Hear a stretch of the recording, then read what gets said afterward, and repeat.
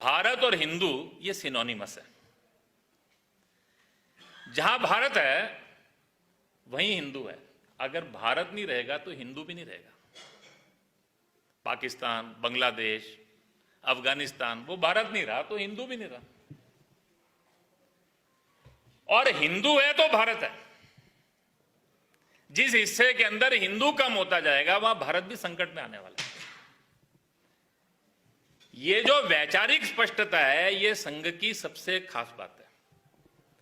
राष्ट्रीय स्वयंसेवक संघ के जो प्रथम सरसंघ चालक थे उन्होंने इस समय ये बात बड़े स्पष्ट रखी है। जो हमारा अधिष्ठान है जिसके ऊपर इतने वर्षों से संघ ये चल रहा है।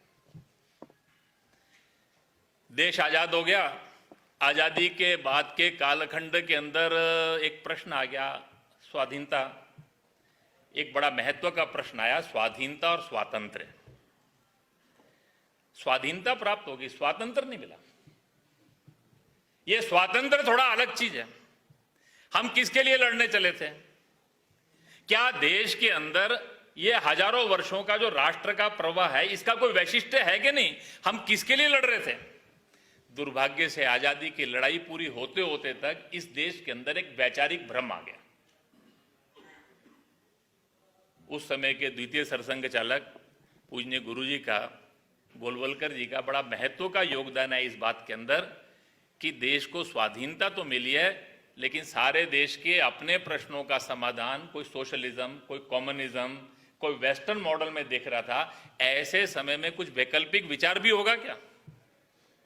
हजारों साल के इस सांस्कृतिक जीवन में से हमको कुछ प्राण प्राप्त होकर अपने देश में हम कोई विकल्प देंगे कि नहीं? उस कालखंड के अंदर जिसको गुरुजी ने विजन एंड मिशन हम कहते हैं, उनका शिक्षा के क्षेत्र में विद्या भारती के प्रयोग, विद्यार्थी क्षेत्र में विद्यार्थी परिषद, मजदूर क्षेत्र में भारतीय मजदूर संघ, राजनीतिक क्षेत्र में अपने स्वयंसेवकों ने उस कालखंड के अंदर दीनदयाल जी और बाकी सब लोगों ने एक एकात्म मानव दर्शन, ये जो सारा चिंतन दिया वास्तव के अंदर धीरे धीरे करके आज 70-80 वर्षों पश्चात उसको सबको स्वीकार किया जा रहा है। पूजनीय गुरुजी ने वो जो एक भारत और हिंदुत्व की कल्पना थी, जब हम भारत को हिंदू राष्ट्र के रूप में कहते हैं, वो हिंदुत्व क्या है उसकी एक व्याख्या समाज के सब जीवन में कैसी होगी उसका एक वैकल्पिक और चिंतन और दर्शन कृति रूप में उन्होंने दिया। और ये सब करना है तो हिंदू समाज के अंदर जो आंतरिक प्रश्न है उनकी अनदेखी नहीं की जा सकती। समाज के जो क्षेत्र छूट गए उनको छोड़ा नहीं जा सकता। और इसलिए वनवासी कल्याण आश्रम, विश्व हिंदू परिषद जैसे कार्य भी उस कालखंड के अंदर प्रारंभ किए। संघ देश की स्वाधीनता के बाद संघ पर प्रतिबंध लगा, संघ बहुत संकट में था, हमारे कार्यकर्ता भी कम थे, लेकिन उसी कालखंड के अंदर ये सब काम भी साथ साथ प्रारंभ होते चले गए। संघ के जो तीसरे सरसंघ चालक हैं, अपने विकास का अगला प्रवाह आया जिसको हमने कहा that was the period of social thrust.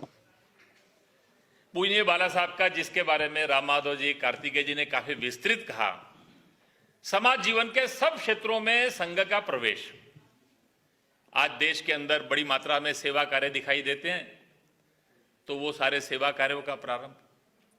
समाज के अंदर जो हिंदुत्व का वातावरण दिख रहा है सारे देश के अंदर, उस कालखंड के अंदर राम मंदिर का आंदोलन, विराट हिंदू सम्मेलन, इनके द्वारा समाज की सोई हुई हिंदुत्व की चेतना को जागृत करना। उसी सारे कालखंड के अंदर समाज जीवन के अंदर जो अपने भेद हैं वो हमारी सबसे बड़ी चुनौती है।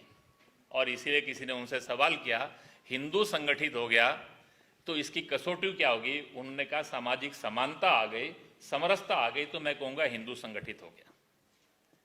ये सामाजिक समरसता और समानता आ गई, ये कब होगा?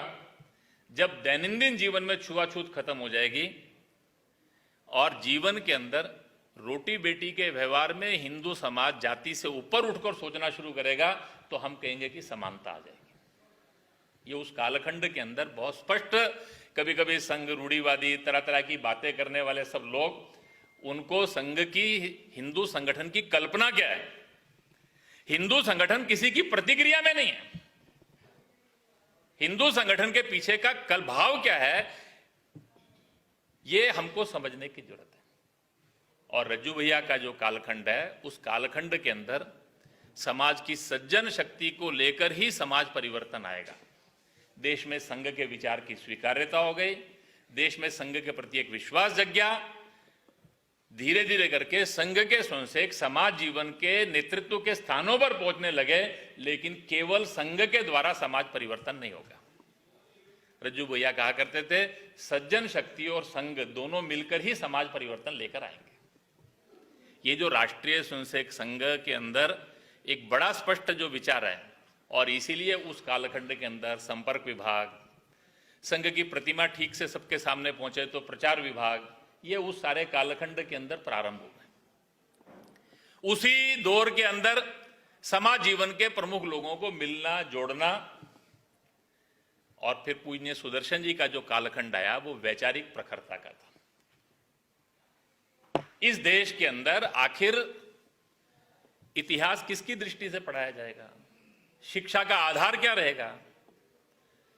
समाज जीवन के अंदर कब तक यह रहेगा कि हिंदुत्व विज्ञान के विरोध में है? हमारी भी कोई विज्ञान की दृष्टि है कि नहीं है? प्रज्ञा प्रवाह, विज्ञान भारती, इतिहास, शिक्षा, और अपना कोई आर्थिक मॉडल है कि नहीं? हम विदेशियों का अनुकरण ही करेंगे क्या? पूज्य सुदर्शन जी ने उस सारे कालखंड के अंदर जैविक खेती, कृषि, भारत की अपनी आर्थिक संकल्पना, ऐसे सब विषयों के ऊपर एक बहुत प्रखरता से विचार रखा।